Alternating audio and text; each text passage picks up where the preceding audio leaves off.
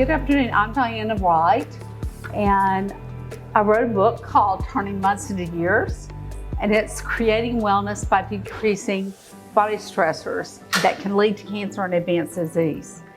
And so this is me in a bed with no hair, and that's where I had cancer. So I had cancer in my, it was ovarian cancer. I had both ovaries, uterus, the midline was seated, the aorta, and the vena cava right here, the rectum and colon right here, and 3 brain tumors. And when I went to MD Anderson, they said, well, you've got 8 months, maybe most likely 6. Have a nice day.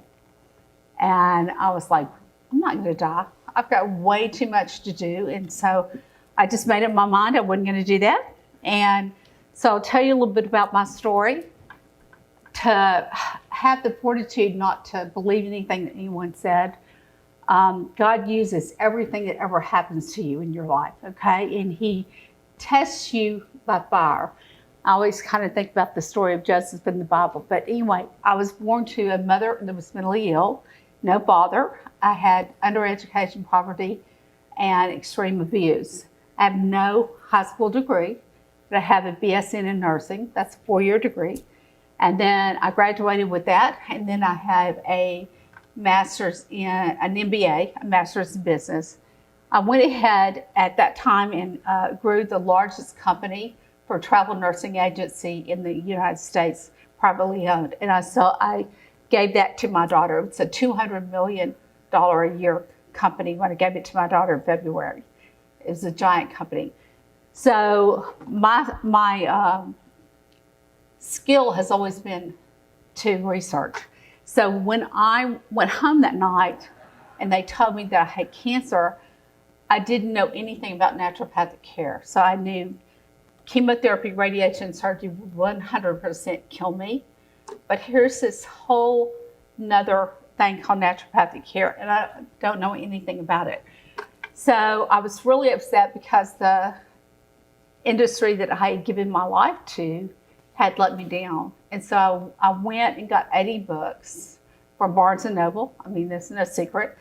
From Barnes & Noble, and I read them and I researched, and I'm a great researcher. I kind of think of naturopathic care as like peeling back the layers of an onion. And it's really funny because I was at a conference about 2 weeks ago, and there was a panel, and this young girl about 30 years old, she goes, "That's mine. I always say peeling back the layers of an onion." And then everybody on the whole panel said, "That's mine." And I said, "But I put it in a book." So guess who's got it? Who's got it copyrighted? But everything is like peeling back the layers of an onion to get to the next layer of disease. So you normally have a severe shock trauma about 1.5 to 2 years before cancer begins. And the severe shock trauma could be it could be biochemical, it could be environmental, it could be physical or structural, it could be psychological, emotional, or mental, or nutritional. Now, where my problem gets into right here is with gastric bypass procedures. I have 100% mortality gastric bypass procedure. So I would be delighted if someone could tell me how to survive these people. But they'll have a major trauma to their body. And I'm not sure if major trauma is the surgery or the actual weight loss, the severe weight loss that they're having. But about anywhere from 4 months on, they develop cancer. And they have to have they can't take anything through the alimentary canal, and they're going to have something rectally or thermally through their skin, or they're going to have something IV. But anyway, so far that's the one I'm having the most problems with. Everything else, people will be able to tell you what their severe shock trauma was before they have cancer. They tell me all the time.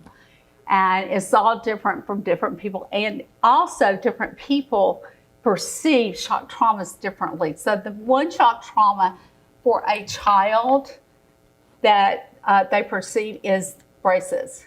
Braces to them are the worst thing that's ever happened to them. And so you have to realize that it's different from different people. One person might perceive a shock trauma as a paper cut, another a loved one that died. So here's my, it's Dr. Rita Hammer's graphic. I improved it a little bit, and then I went step by step to go ahead and remediate every one of these things. So it begins, the first thing that begins right here is melatonin depletion. So you have a pineal gland that's right here. It's your God gland. And everyone thinks melatonin is for sleep. Well, that is not what melatonin is for. Melatonin is a gland and hormone balancer, but it happens, melatonin is the offshoot of what happens with the balancing of glands hormones.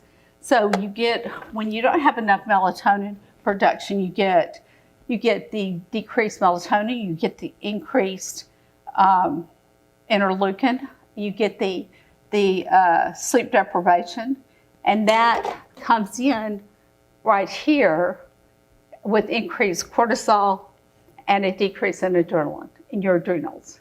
So you wind up with adrenal fatigue. You come down here, you get increased inflammation, decreased immunity, and everything starts to fall until down here you wind up with cancer. Okay. At our booth 216, we have the only thing I know of that stops cellular mutation, DNA mutation, and that's an energy cleaner. So anyway, that's how this starts. Now, what do we do about it? Well, what we do about it is we begin to replace everything. So the first thing that we replace is the melatonin depletion. And I recommend about, if someone has advanced cancer, you may need up to 40 milligrams of melatonin every night to replace to balance their glands and hormones. The next thing you do is you've got to replace the beta glucans, which are mushrooms. And the next thing that happens is the high cortisol levels. And so what I've done with every one of these steps is I've come in and I have created a way to fix every one of these steps that your body begins to fail and you begin to have cancer. And so the next thing is the high cortisol levels. And so you need to replace that with the adrenal supplement. We sell a supplement by Natural Solutions. It's called Adrenal TLP, and it's really good. And you've got increased inflammation. That's anytime you see immunity, you automatically have to think of vitamin C. But you practice deep breathing and vitamin C. So anytime you think of decreased immunity, you think of that. The next thing you go to is the step number 4, and it's step number 4. You've got an oxygen-rich environment. Cancer cannot. I'm so sorry. I am not used to this, and I'm having problems, obviously. Okay, so cancer cannot grow in an oxygen rich environment. Cancer grows in an oxygen depleted environment. So you replace the oxygen. How do you do that right there? I use an ozonator to do that. And then you have decreased dopamine levels and tryptophan. What do I do with that? I have some chips. I replace the dopamine and the tryptophan with chips. Then you get vitamin C depletion right there, number 8. And vitamin C is the most important substance that you can put for cancer. So when you have vitamin C IV, that's pro-oxidant. And when you have vitamin C orally, that's an antioxidant. Now, what the pro-oxidant does when you take massive doses of IV vitamin C. It acts as a natural chemotherapy. And so as the vitamin C IV comes into your body, the cells open up because they think it's their favorite thing, which is sugar. And they think it's sugar and they won't have to metabolize it because it's one carbon off from sugar. And they take in the vitamin C and it acts like hydrogen peroxide to boil out the cancer and leave the cell totally normal. So that would be the next thing right there.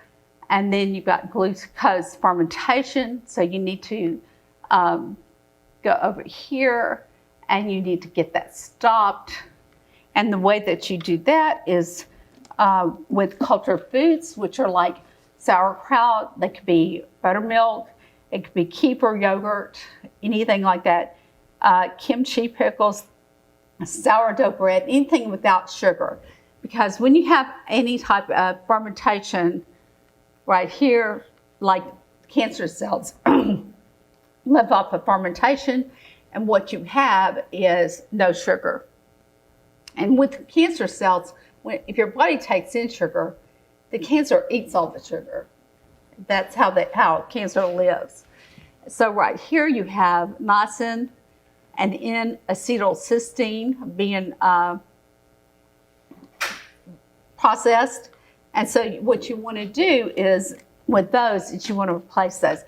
And you've got to think about whether the person has a methylated B issue, which is folate and niacin, or not. And so you want to be real careful what kind of B you give them, because it might be they might need methylated Bs. You replace both those. Then you get into cell mitochondrial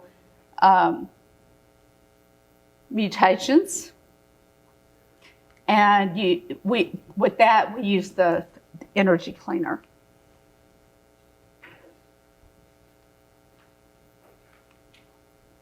Okay, then we get, right here, we get lactic acid, causes blood acidity. So for me, this is one of the biggest things that I always do with every one of my clients is that you've got to have a 7.88 pH for a healthy cell to regrow. So I test both their urine and the saliva. So when you test the saliva, you are actually getting a measure of the intracellular fluid. And when you test urine, you're actually getting a measure of the extracellular fluid. And you need both of those to determine what their pH is going to be. And you need a pH of 7.88. Now, how do you do that? The easy way to do that is with Bob's spread meal, but baking soda is about $2. And you stir about a half a teaspoon in 3 ounces of water and drink it down. And what my recommendation is that every time you go to the bathroom, they're testing both the saliva and urine, and they're correcting the pH. Now, a lot of times, people don't like the taste of the baking soda and water, and that's quite an issue for them. And so in that case, I would recommend a couple of different things. If you can't afford like a alkaline water machine, there are many, many on the market today. Kangen is one. I know I saw an Echo here, but there is a lot of Kangen water machines. You can also do this with calcium. And so that's another, there are certain calciums that will fix their lactic acid to take that away. And so you want to look at calcium lactate. That I always think of elevated and low. And so calcium lactate will elevate, calcium citrate will decrease, and calcium gluconate will remain the same. So the cancer fungus begins to grow.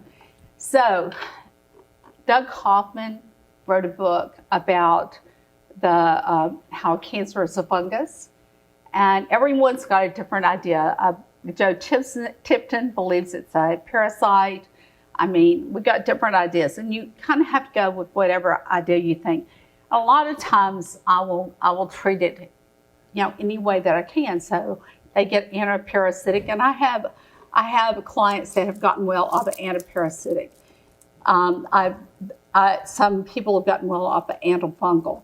I mean, it just really depends on what they believe and what they have.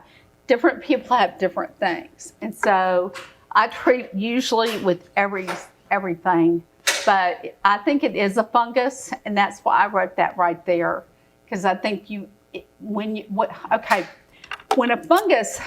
someone has a fungus, they die and they produce a fungus body, a mycocyte, and that's what parasites eat. So you have to be really, really cautious about just treating a parasitic infection, because if you just treat that and the parasites aren't available to eat the bodies of the dead funguses, then all of a sudden you have a fungal overgrowth. So that's why I really believe it is a cancer, because it's one of those things like what came first, chicken or the egg.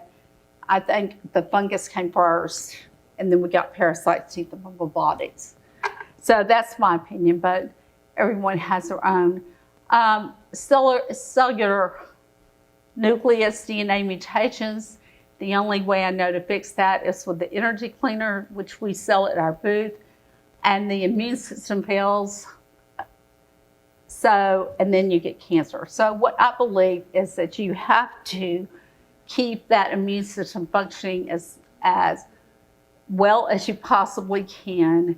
And to do that, you've got to correct all the deficiencies, such as the B deficiencies. You correct the elderberry. You add protonium, olive leaf extract, N-acetyl cysteine, astragalus, and larch.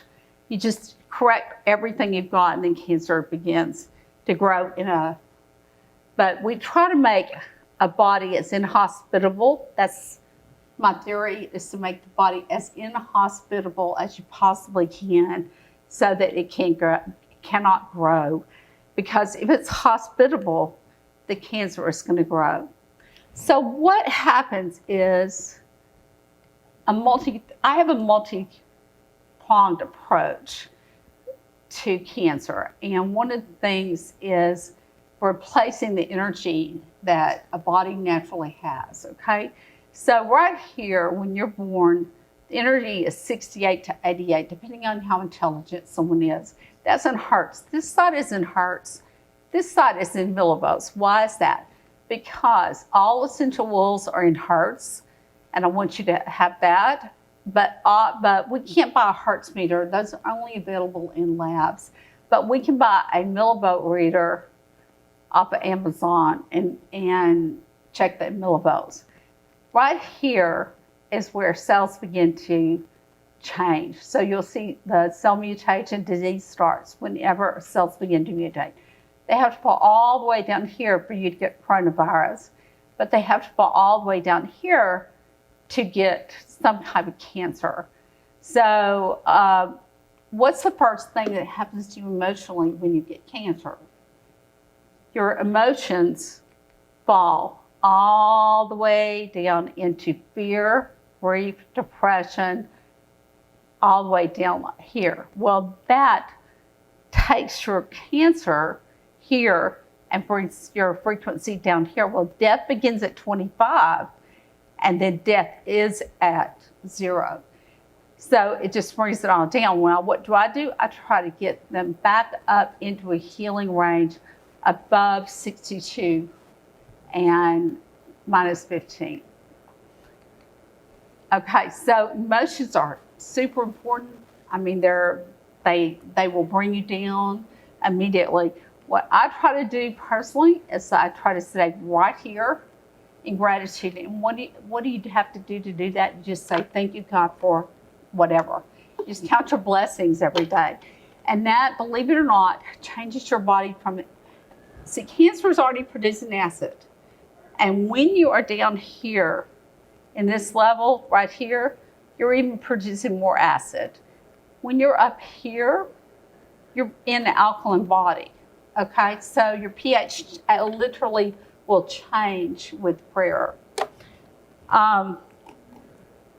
Right here, I've got, what I'm showing you right here is your millivolts right here, your hertz right here, which is the same thing. They're all the same thing.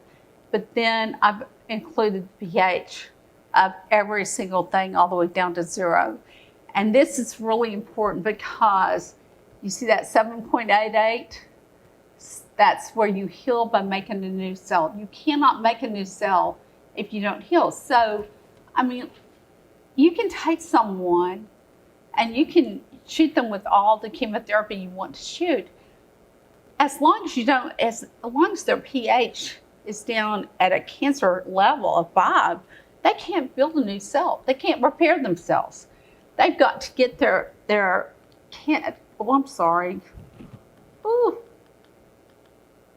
got to get their level up to 7.88 to be able to heal by making a new cell.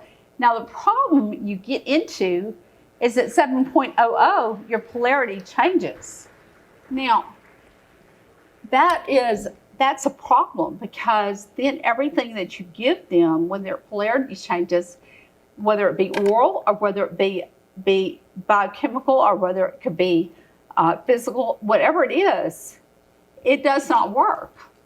So you have to flip this polarity. Well, how do you do that? This is so simple. You can do it a number of different ways, but you can just cross crawl. You can just do this, and that switches the polarity. Also, every one of your fingers are opposite charge. You can take the fingers and you can just do a thumb 10 times right here, and that will fix the polarity. So you've got to correct the polarity to be able to get something to work. And I even had this brought back to my attention on Friday. I was like looking at certain things with Dr. Frank here, and I was like, why in the world is that not working? I mean, that's bizarre. And then I realized my polarity was off. And so I changed my polarity by doing the cross crawl. And you can literally get down and like crawl like a baby if you want to. That's going to change your polarity. There are a lot of different ways to do it, but it's very, very critical that this polarity be corrected for everything else to be able to come up to that. Okay, and I personally, I know that a lot of people say don't drink alkaline water all the time, that, when you take medicines or something. I drink alkaline water all the time. That is all I drink. I drink the 9.5. And why do I do that? Try to make my body as inhospitable to cancer as it possibly can be. Okay, and so here are 11 natural recipes that I know to address cancer. And number one would be IV vitamin C.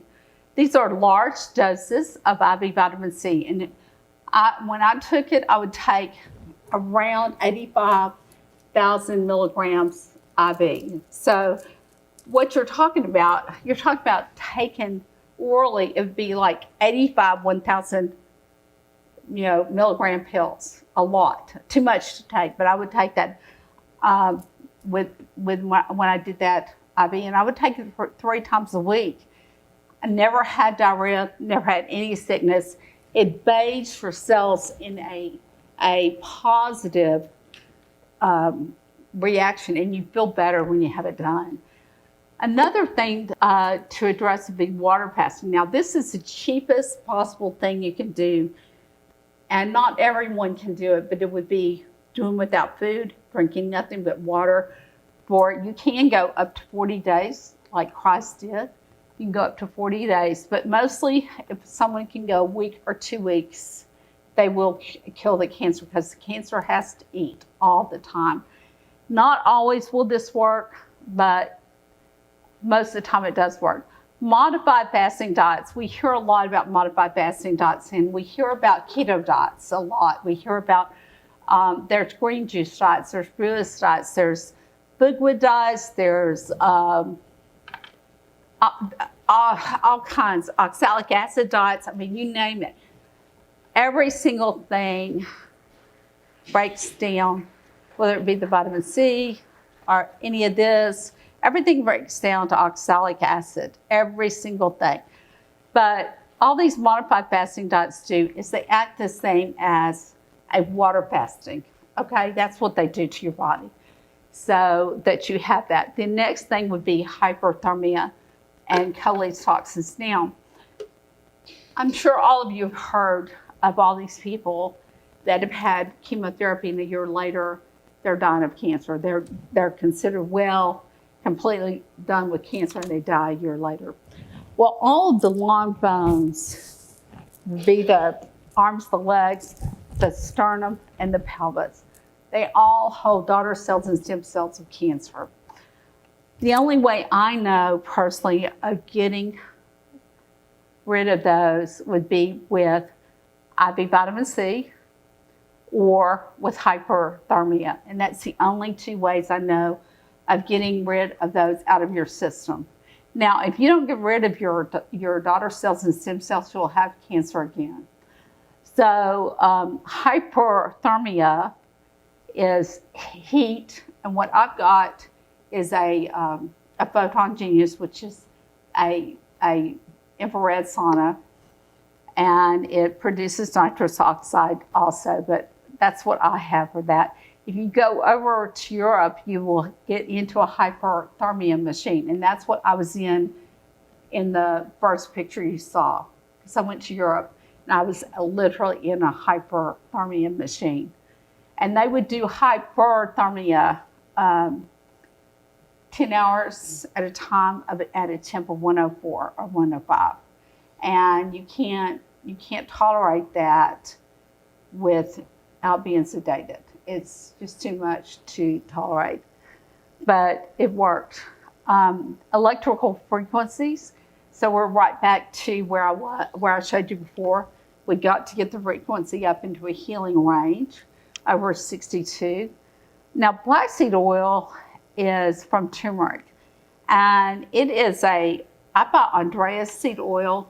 There's probably dozens on the market, but I buy Andrea seed oil. I love the way that it tastes.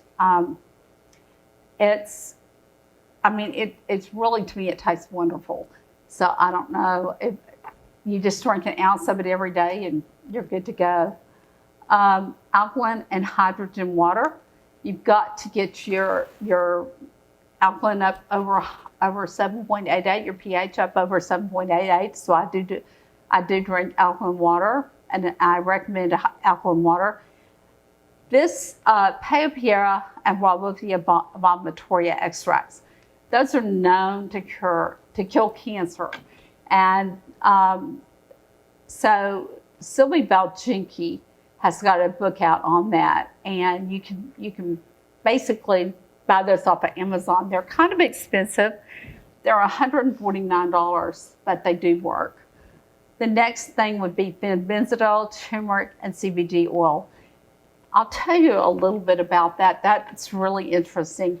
So Joe Tipton, so my second daughter is a chemical engineer in Stillwater, Oklahoma. And so her next door neighbor is a girl named Stacy. Well, Stacy knew Joe Tipton, who lived in Oklahoma City. Joe Tipton was dying of cancer. He had dropped down from 225 to 115. And so Stacy called him and said, I said, Joe, I don't know what the vets are doing at OSU, but you better call them because the vets are saving 100% of the dogs with cancer. Well, how were they saving them? They were all doing this right here, benzodiazole, turmeric, and CBD oil. What is benzodiazole? It's a dog dewormer for a 10-pound dog. And now they have men benzodiazole, which is for people. It's all made in the same lab. I mean, it doesn't make any difference. But men benzodiazole is about 600 times more expensive than Ben benzodiazole. And so you can buy Ben benzodiazole off of Amazon. It's like $6 and a quarter. And men benzodiazole is going to cost you probably about $600 to $1,000 for a prescription. But anyway, this is a chemical reaction of all of those things right there. So you have to take them together, the turmeric and the benzodiazole and the CBD.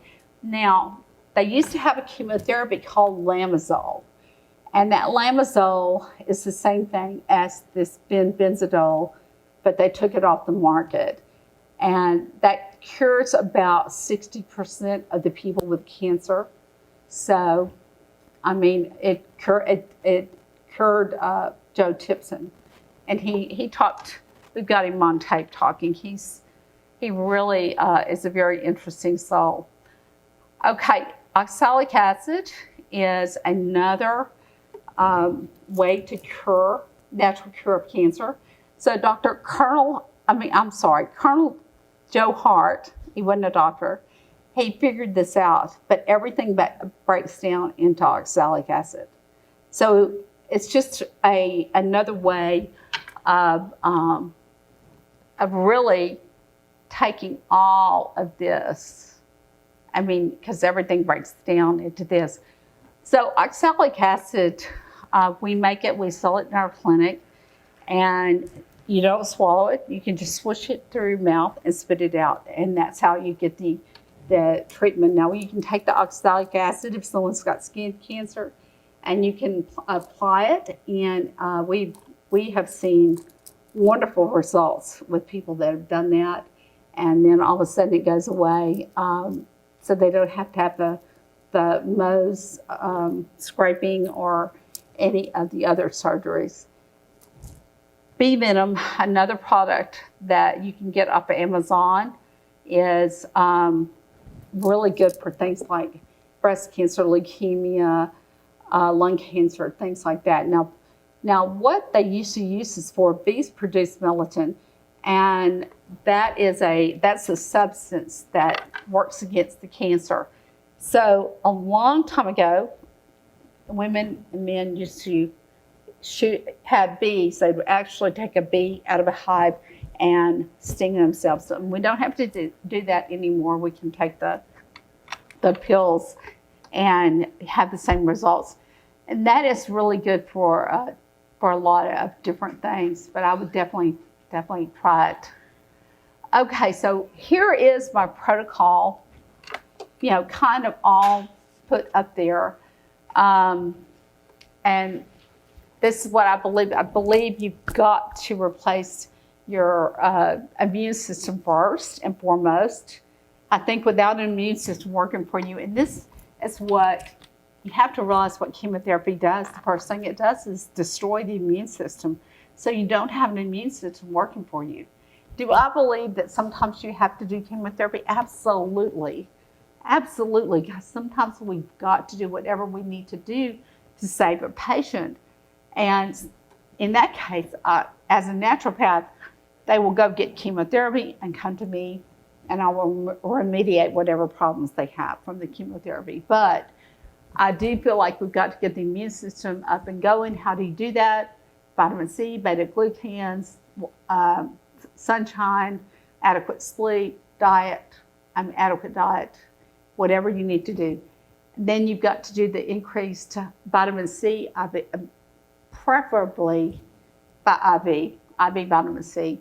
Remove the body stressors. When I talk about a body stressor, I'm talking about anything that causes your immune system to look over at the stressor and not at the cancer. And so it could be anything. It could be Lyme's disease, it could be a broken finger, it could be some other bacteria, fungus, parasite. It could be literally anything. And so you try to eliminate as many of those as they possibly can, because the immune system is going to go to the area of least resistance first. So let's say you've got a list of body stressors, and the lowest one on the totem pole is you're getting over a broken finger. It's going to go to that one first, and then go to the next one. Here's cancer. Cancer already grows in advanced disease. A lot of times will produce a substance called nagalase. And nagalase is a substance that allows it to evade the immune system. So nagalase says, hey, go to sleep. We're over here growing a baby. It could be a man with a brain tumor. And that's what it's telling the body. We talked about the increase in the pH. You've got to get the electrofrequency into healing. Okay, increase the intake of good fats. So every cell is a double layer. The outside of the cell is a double layer of fat, nothing else. So all this low-fat diet that was popular like 40 years ago, craziest thing I ever heard. Anyway, we got to have good fats. Now, what are good fats? Good fats are eggs with butter, avocados, bananas, avocado oil, coconut oil, olive oil, MCT oil, nuts and seeds. I mean, there are a lot of things that are good fat, and they're delicious, you know. And so I always recommend eating them. Of course, I always say I've got a pill for everything, but eat the good fats. Don't take a pill. And then you've got to have the raw materials in the body present to make a new cell. So you've got to have the right aminos, you've got to have amino acids, you've got to have the right vitamins, you've got to have the right minerals, you've got to have all the substances that the body needs to make a new cell to heal. You have to decrease the allergies. I run allergies on every single client that I have. We run 3 different kinds of allergies. We run a sensitivity test, then we run environmental allergies, then we run food allergies. And so I'm looking to see if there's anything that will cause them to have these problems. And you have to kind of be smart about it, because like one time I had a young woman, and she was like maybe 23 or 4, and her mom was with her, and it came up with the down allergy. And I'm like, I'm looking at it, I'm just kind of looking at it. I know I'm not saying anything, I'm thinking down allergy, and I'm thinking to myself, what could that be? And the mom just freaks out, and she goes, oh my God, everything we have is down. Down comforters, down pillows, down jackets, down vests. I mean, everything the girl had been wearing or sleeping on had been down. And so she didn't even really have, even her robe was a down robe. And so I was really surprised over that. And then the other thing that I look at is epigenetics and methylation issues. Now, your methylation issues are going to be the worst ones I worry about are the MTHFR A1298C and the MTHFR C677T. And I do worry about those two, and they're indicative of a tumor. The A1298C is indicative of a tumor, and the C677T is indicative of rheumatoid arthritis, unless it's a double mutation, in which case you have an increased homocysteine level, in which case you have an increased tendency towards strokes and high blood pressure. So I look at all of that. But we also look at what is, an epigenetic issue, because if you have something that, the word epigenetics means that you can turn on and off your genes with anything with anything. So I'll give you an example. I personally have a COMT2 gene that is turned on and off with green tea. Well, that gene is responsible for my higher intelligence, my ability to perceive stresses less than others, and my entrepreneurial ability. Now, the downside is that I was always redheaded. And what did they say about redheads? They have a hotter temper than other people. Okay, well, guess what? That didn't affect me. But for 5 years, I took a green tea pill in the morning and a green tea pill at night, and that turned that off. Well, I needed that higher intelligence, that ability to perceive stresses less than others, and the entrepreneurial ability. So I threw that away. Three days later, I'm fine. But you've got to address both of these. And I see a lot of people that come to me that have children, and they'll say to their children, have you had your methylated B today? Because they can tell when the child hasn't had it, they're more hyper and they have more bad behavior. So, and then the other thing, this is a gene right here, that to metabolize or not to metabolize vitamin D. And so I would always look at that gene, because if someone cannot metabolize vitamin D, then they're going to have an issue. Okay, so if anyone's got a question, they can have my little detox book for everyone that's got a question. I only brought one, so you'll have to come by the office. I mean, by the booth number 216 and pick them up. Okay. Well, thank you so much.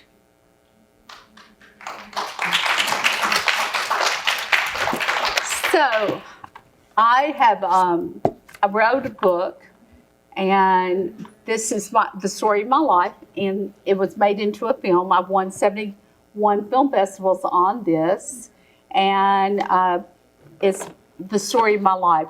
And then I also wrote Turning Months of the Year, the story of how this talk I just gave you. And I wrote a workbook to go with it.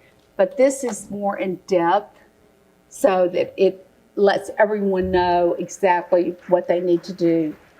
But this I wrote because it goes with this book. And I wrote this because I want every cancer patient to take personal authority. Because what they do is they want someone else to do it, like the doctor, and they don't want to take responsibility for themselves. And you've got to take responsibility for yourself. No one else is going to care, not like you do. And you've got to take responsibility.